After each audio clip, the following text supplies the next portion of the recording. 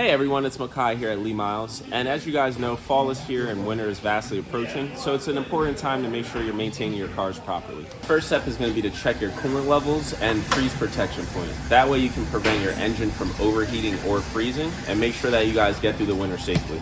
Next step is going to be to check your battery. You want to check your terminals for any corrosion and make sure that your vehicle is starting up nice and quick and reliably. That way you're not stranded in the middle of nowhere in the middle of winter or fall.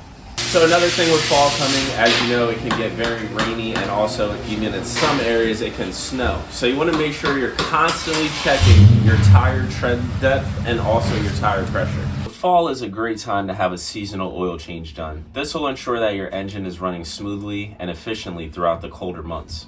So next up is going to be your windshield wiper blade, all right? So you want to make sure these are not streaking or leaving you in a situation where you can't really see what's happening.